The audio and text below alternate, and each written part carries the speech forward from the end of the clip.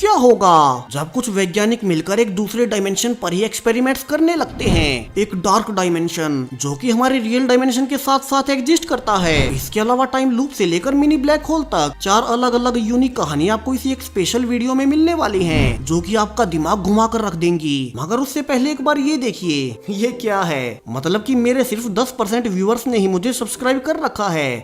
दिल से बुरा लगता है भाई। अरे कर लो यार भाई, मान जाओ। एक मुझे सब्सक्राइब करने से कोई दुनिया नहीं पलटने वाली, कोई तुम्हारा ब्रेकअप नहीं होगा। और अब जब वीडियोस को देख ही रहे हो तो इतना सा कष्ट ही उठा लो। वीडियो से थोड़ा सा नीचे सब्सक्राइब का बटन होगा, उसे बस उंगली से छूना ही है।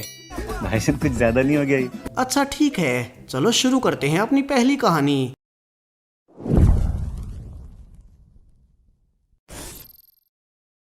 कहानी की शुरुआत एक एमा नाम की डॉक्टर से होती है, जिसके की साथ आज एक अजीब सी घटना घटने वाली थी। दरअसल उसका एक पेशेंट जो कि अभी मरने ही वाला था, अब वो अपने रूम से ही गायब है। जहां अब एमा हॉस्पिटल में हर ओर पूछने लगती है कि वो पेशेंट कहाँ गया। अब शुरू में तो किसी को भी नहीं पता था कि वो गया कहाँ, मगर अब एक स्टाफ नर्स एमा को बताती है कि उनके रिकॉर्ड्स में उस पेशेंट को मृत घोषित किया गया था। लेकिन उससे भी अजीब बात, वो पेशेंट हॉस्पिटल के मुर्दाघर में है ही नहीं। और यहाँ से अब पूरा ही स्टाफ हॉस्पिटल में हर ओर उसे ढूंढने लगता है कि वो पेशेंट गया कहाँ। तो वही एमा अब बाहर खुद को रिलैक्स करने के लिए चली जाती है, मगर यहाँ से उसे एक एम्बुलेंस सबसे छिपकर जाती हुई नजर आती है। और एमा जल्दी से अब उसका पीछा करने लगती है, ये सोचकर कि ये लोग भाग क्यों रहे हैं। और उसका पीछा करते हुए अब एमा एम्बुलेंस के साथ साथ एक सीक्रेट एक्सपेरिमेंट लैब तक आ पहुंची थी, जहाँ अंदर जाने पर एमा को अपना वही पेशेंट जो कि आज हॉस्पिटल से गायब हुआ था अब दिखाई देता है। और अब उसे सीक्रेट लैब में कहीं ले जाया जा रहा था। तो गुस्से में एमा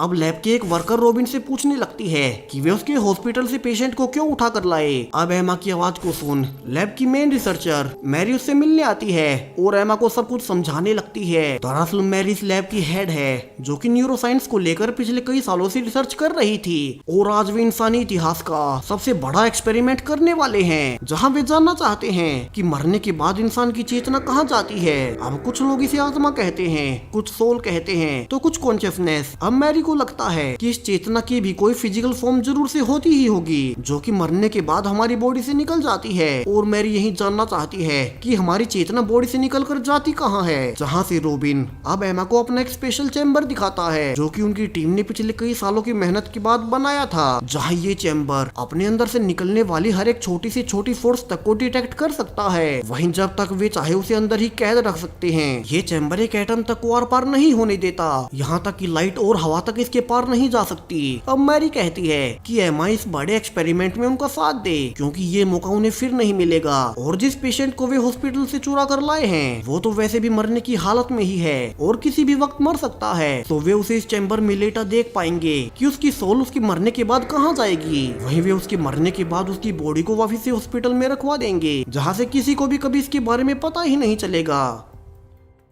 अब डॉक्टर एमा को ये काफी ही गलत लग रहा था, तो वो कहती है कि वे किसी के साथ ऐसा नहीं कर सकते। मगर अब मैरी उसे बताती है कि उनकी पर्सनल डॉक्टर एलिस ने चेक किया है कि ये पेशेंट कैसे भी करके बच नहीं पाएगा। और ये एमा खुद भी जानती ही थी कि इस पेशेंट का बच पाना नामुमकिन है, और इसे तो वैसे भी कुछ घंटों में मरना ही था। तो मैरी कहती है कि क्यों न वे इंसानियत की खातिर इस पेशेंट की मौत को स्टडी कर लें, और इससे आदमी को कुछ फर्क भी नहीं पड़ेगा कि ये हॉस्पिटल में मरे या उनकी लैब में, मगर इससे उनकी बरसों की मेहनत जरूर सफल हो सकती है। अब एमा खुद भी चाहती थी कि वो ये जाने कि मौत के बाद होता क्या है। तो वो जिज्ञासावश अब इस एक्सपेरिमेंट के लिए हाँ कह ही देती है। और अब एलिस पेशेंट को जल्दी से उसी स्पेशल चैम्बर में ले जाती है, जहाँ से अब सारी ही टीम बाहर से उस पेशेंट की बॉडी को ऑब्जर्व करने लगती है कि उसके शरीर में कौन कौन सी क्रियाएं हो रही हैं। और अब जल्द ही पेशेंट की हालत खराब होने लगी थी, जहाँ बाहर से सारी ही मशीनें अब उसके शरीर का सारा ही डेटा नोटिस करने लगती हैं। और पेशेंट कुछ ही सेकेंड्स में मरने वाला था, जहाँ सभी बाहर बेसब्री से इंतजार कर रहे थे कि फाइनली आज वे मरने के बाद की रियलिटी के बारे में जान पाएंगे, जो आज तक कोई भी नहीं जान सका है। और यहाँ से अब कुछ ही सेकेंड्स बाद फाइनली वो पेशेंट मारा ही जाता है, जहाँ बाकी सब नॉर्मली चैम्बर में देख रहे थे। मगर एमा को कुछ ऐसा दिखाई दिया था जिससे कि उसके होश उड़ जाते हैं। चैम्बर के अंदर उसे उसी पेशेंट की सोल दिखाई दे रही थी, जो कि अब उस आदमी के मरते ही उसके शरीर से निकल आई, और वो उस चैम्बर से जल्दी से कहीं जाने की कोशिश कर रही है। मगर ये चैम्बर बना ही इस तरह से था कि कोई यहाँ से नहीं जा सकता। अब एमा चिल्ला चिल्ला कर सबको इसके बारे में बताने लगती है, मगर अजीब बात कि उसके अलावा किसी और को उस आदमी की सोल दिखाई नहीं दे रही थी। वहीं एमा भी हैरान थी कि वो सोल जाना कहाँ चाहती है और इतनी घबराई हुई क्यों है। तो वहीं बाकी की टीम पाती है कि उन्हें उस चैम्बर के अंदर कुछ एनर्जी सिग्नल्स आते हुए नजर आ रहे हैं। तो वही एमा चैम्बर के पास जाती है जहाँ उस बूढ़े आदमी की सोल अब उसे वहाँ से निकलवाने के लिए भीख मांग रही थी, जैसे कि उसे किसी चीज का डर हो और मानो कोई अलग रियलिटी ही हमारी रियलिटी में मर्ज हो रही हो। तो डर के कारण अब एमा जल्दी से भागकर खुद ही चैम्बर का दरवाजा खोलने लगती है और ऐसा होते ही अब उस बूढ़े आदमी की सोल के ऊपर एक पोर्टल खुलता है और वो आदमी खुश होकर जल्दी से वहाँ से निकल जाता है। तो वहीं बाकी की टीम एमा को रोकती है और चैम्बर की लाइट फिर से ऑन करती है, मगर अब उन्हें चैम्बर के अंदर काफी ही वियर्ड सी एनर्जी के सिग्नल्स मिल रहे थे जो कि आज तक कभी किसी इंसान ने देखे या जाने नहीं थे। तो अब मैरी खुद से ही उस चैम्बर को खोल अंदर जाने का फैसला करती है और वो रॉबिन को दरवाजा खोलने को कहती है, मगर रॉबिन कहता है कि अभी उन्हें ऐसा नहीं करना चाहिए। मगर अब तो मैरी से और इंतजार नहीं हो पा रहा था, इतने सालों से वो इसी पर रिसर्च कर रही थी। तो रॉबिन दरवाजा खोलने से पहले अब एमा से पूछने लगता है कि क्या उसे अंदर और कुछ भी दिखाई दे रहा है। तो वही एमा की आंखें अंदर कुछ देख फटी जा रही थी और वो देख पा रही थी कि उनके एक्सपेरिमेंट की वजह से अंदर एक पोर्टल खुल चुका है जिसमें कि दूसरी डायमेंशन की कई सारी इविल सोल्स अब उनके डायमेंशन में आने के इंतजार में हैं। एक ऐसा डायमेंशन जहां मरने के बाद हमारी सोल्स जाती हैं, मगर अब उनके एक्सपेरिमेंट से ये दोनों ही डायमेंशन एक हो रहे हैं और इनके अंदर एक पोर्टल भी खुल चुका था जहां अंदर से एक छोटी सी लड़की की सोल एमा को इशारा करती है कि वो रॉबिन को झूठ बोलकर कि अंदर कुछ भी नहीं है चैम्बर का दरवाजा खुलवा दे, जिससे कि वे सब इस डायमेंशन में बाहर आ सकें। और डरी हुई एमा वैसा कर भी देती है, जहां से फाइनली रॉबिन दरवाजा खोलने लगता है और इसी शॉकिंग एंडिंग के साथ अब ये कहानी यही खत्म हो जाती है। तो आपको क्या लगता है दोनों ही डायमेंशंस के एक होने से हमारी दुनिया के साथ क्या हो सकता है? कल्पनाओं के घोड़े दौड़ाइए और कमेंट्स में बताइए। वहीं अगर आपको ये कहानी वियर्ड लगी तो अगली वाली तो और ज्यादा यूनिक है।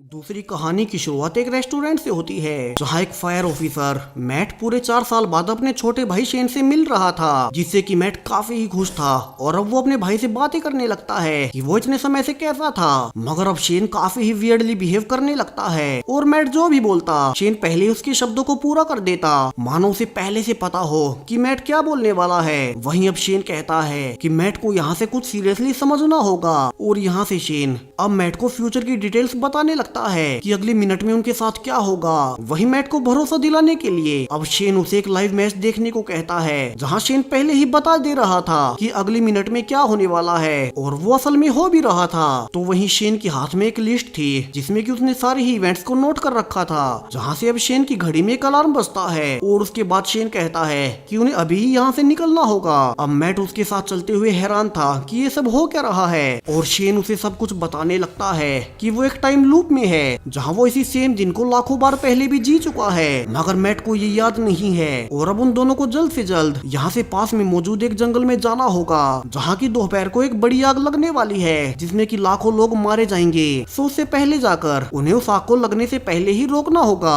और अपने टाइम लूप में होने का सबूत शेन उसे रेस्टोरेंट में भविष्य बताकर पहले ही दे चुका था। जहाँ कुछ दूर जाते ही शेन कहता है कि अब इस कार का टायर फट जाएगा और तभी ऐसा हो भी जाता है। तो शेन प्लान के अनुसार जल्दी से स्पेयर टायर को मैट के द्वारा लगवाने लगता है जो कि उसने पहले से खरीद रखा था। तो वहीं मैट कंफ्यूज था कि ये सब क्या हो रहा है, हालांकि उसे अपने भाई पर भरोसा था। वहीं वो खुश भी था कि कम से कम 4 साल बाद ही सही वो उससे मिल तो पाया। अब कुछ दूर आगे ड्राइव करने पर जंगल के अंदर एंटर करने के रोड को एक गार्ड ने ब्लॉक कर रखा था, जहाँ मैट कहता है कि अगर उन्हें लाखों लोगों की जान बचानी है तो वे इसे तोड़कर अंदर जा सकते हैं। मगर शेन कहता है कि वे पिछले 10 लूप्स में ऐसा ही करने की कोशिश कर चुके हैं, मगर उनकी गाड़ी इस दौरान ब्लास्ट हो जाती है और वे मारे जाते हैं क्योंकि सामने के गेट के पास काफी सारा बारूद है। सो अब अपनी लिस्ट को देख शेन उतरकर गार्ड के पास जाता है और कहता है कि उसे उस गार्ड का खोया हुआ पेट डॉग मिल गया है जो कि पास की ही एक स्टेशन पर है, जिसे कि सुन वो गार्ड अब काफी खुश हो जाता है और जल्दी से वहाँ से अपने डॉग को लेने निकल जाता है, जहाँ से अब दोनों अंदर जा सकते थे। वही मैट कहता है कि उसने कितने सारे लूप्स उस गार्ड के पेट डॉग को ढूंढने में लगाए थे, मगर शेन के अनुसार अनुसार उसी ने उस डॉग को रेस्टोरेंट में आने से पहले इस गार्ड के घर से उठा लिया था ताकि जंगल के अंदर वे दोनों घुस सके और दोनों यहाँ से जल्दी से अंदर जा। अब कुछ बच्चों को भगाने लगते हैं जो कि बेपरवाही से आग को जलाकर बैठे हुए थे। तो मैट जल्दी से उस आग को बुझाता है और अपने भाई शेन को गले से लगा लेता है। वो काफी ही खुश था कि उन दोनों ने मिलकर लाखों लोगों की जान बचा ली। अब चूंकि मैट एक फायर फाइटर था और तभी अचानक से उसके पास उसके फोन पर न्यूज आती है कि शहर में एक जगह काफी बड़ी आग लगनी शुरू हो चुकी है। तो मैट को अभी ही काम पर लौटना होगा। तो वहीं शेन चुपचाप से खड़ा हुआ था और मैट यहाँ से समझ जाता है कि शेन उसे बहुत कुछ छिपा रहा है। और यहाँ से शेन अब मैट को सब कुछ रिवील करना शुरू करता है, जहाँ से अब कहानी का सबसे बड़ा ट्विस्ट आता है। दरअसल जंगल में कभी भी कोई आग लगने वाली ही नहीं थी, बल्कि वो आग शहर के बीच में लगनी थी, जो कि इस बार भी लग ही गई। मगर हर बार उसमें फायर फाइटर मैट लोगों को बचाने जाता और कुछ लोगों को बचाकर वहीं जलकर मारा जाता।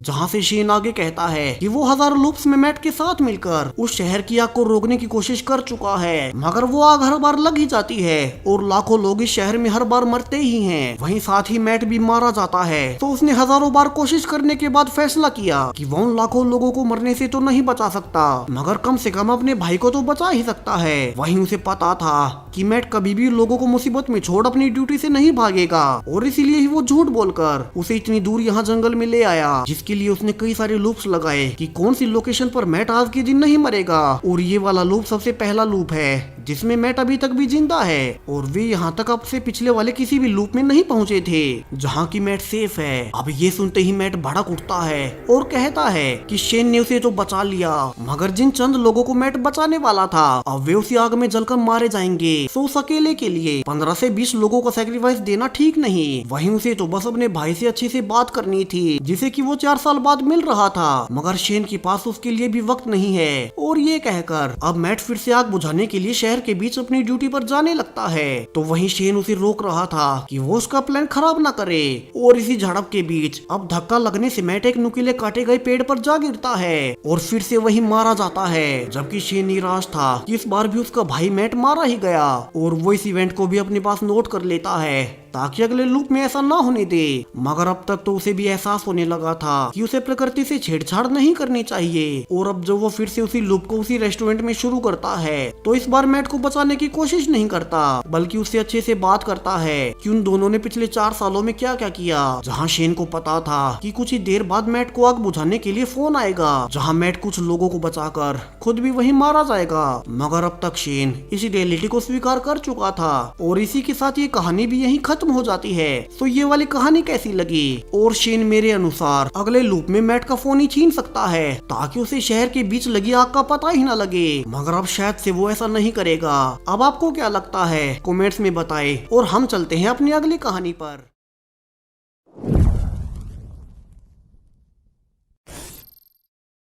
हमारी तीसरी कहानी की शुरुआत चार्ली से होती है, जो कि आज अकेला ही अपने ऑफिस में देर रात तक काम कर रहा था, जहां वो ऑलरेडी बहुत थका भी हुआ है। मगर अभी तो उसे बहुत सारे इंपॉर्टेंट डॉक्यूमेंट्स को प्रिंट करना था, मगर अब इसी बीच प्रिंटर खराब हो जाता है। अब चार्ली कुछ बटन्स भी दबाता है और प्रिंटर पर लात भी मारता है, जिसके कुछ ही देर बाद अब प्रिंटर अगला पेज प्रिंट करता है, मगर अब उसमें कोई डॉक्यूमेंट नहीं बल्कि एक बड़ा ब्लैक सर्कल था। यहाँ चार्ली उसे देख हैरान था कि ये हो क्या रहा है। तो वो उस पेपर को एक और साइड में रख देता है और प्रिंटर का कवर हटा अब उसे खोलकर चेक करने लगता है कि आखिरकार प्रिंटर को हुआ क्या है। लेकिन अंदर तो सब कुछ ठीक ठाक था। वहीं अब तक तो उसे नींद भी आ रही थी, तो वो अपनी कॉफी पीकर उसके कप को उसी ब्लैक सर्कल वाले पेपर पर रखने जाता है कि अब सरप्राइजिंगली चार्ली पा रहा था कि उसका कॉफी कभी गायब हो गया है। यहाँ चार्ली को समझ नहीं आ रहा था कि ये कैसे हो गया। और अब वो उस ब्लैक सर्कल में अपना हाथ डालता है और उसका हाथ बिना किसी रोक टोक के अंदर जाने लगता है और उसने ब्लैक होल के अंदर से अपना कॉफी का ग्लास भी निकाल लिया था, जहाँ उसका हाथ और गिलास दोनों ही एकदम ठीक थे। यहाँ चार्ली ग्लास को एक और रख अपने हाथ को उस पेपर के अंदर घुसाता है, जहाँ उसका हाथ तो अंदर जा रहा था मगर वो पेपर की दूसरी ओर निकल नहीं रहा था। यानी कि ये सर्कल किसी प्रकार के पोर्टल के जैसे काम कर रहा है। अब यहाँ से तो चार्ली को एक और आइडिया आता है और अब वो उस पेपर को वेंडिंग मशीन पर रख अपने हाथ को उस ब्लैक होल में डालता है और एक चॉकलेट को उठा लेता है, यानी कि वो इस सर्कल के जरिए कहीं भी आ जा सकता है। मगर यहाँ से तो चार्ली को एक और बड़ा आइडिया आया था और वो समझ जाता है कि वो इस सर्कल की मदद से बहुत अमीर बन सकता है, वो भी बिना कोई काम किए। सो वो अब अपने ऑफिस की मेन लॉकर में जाता है जहाँ कंपनी के करोड़ों डॉलर्स रखे हुए थे। मगर अब तो चार्ली के पास ब्लैक सर्कल था और वो अब इसी लॉकर पर रख अपने हाथ से आसानी से अंदर से पैसे निकालने लगता है, जहाँ उसने पेपर को सिर्फ एक टेप से चिपकाया हुआ था। और चार्ली अब बहुत सारे पैसे सेफ से आसानी से निकाल पा रहा था। हालांकि कुछ ही देर में उसने करोड़ों डॉलर्स निकाल लिए थे जिनसे कि वो आसानी से जिंदगी भर मजे कर सकता था। मगर उसका लालच बढ़ता ही जाता है, जहां तो लालच उसके दिल और दिमाग पर हावी हो चुका था और कहीं कोई पैसा पीछे छूट ना जाए, इसीलिए ही चार्ली अब खुद ही उस सर्कल के थ्रू सेफ के अंदर चला गया था। मगर यहाँ से उसने बहुत बड़ी गलती कर दी, जहाँ उसके अंदर जाते ही अब वो पेपर जो कि सिर्फ एक टेप से चिपका हुआ था अब लॉकर से उतरकर नीचे गिर जाता है, यानी कि चार्ली अंदर ही रह गया, जहाँ से वो निकलना तो दूर अब वो अंदर सांस भी नहीं ले पाएगा और वहीं मारा जाएगा। यानी कि अगर वो ज्यादा लालच न करता तो आसानी से काफी सारे पैसे निकाल सकता था। वहीं वो ब्लैक सर्कल वाला पेपर तो उसके पास ही था, तो वो आगे भी उसका इस्तेमाल कर सकता था। अब कहानी से सीख मिलती है कि चिंदी चोरी कभी आपको अमीर नहीं बना सकती और ये कहानी यहीं खत्म हो जाती है, जहाँ से अब हम चलते हैं अपनी आखिरी कहानी की ओर।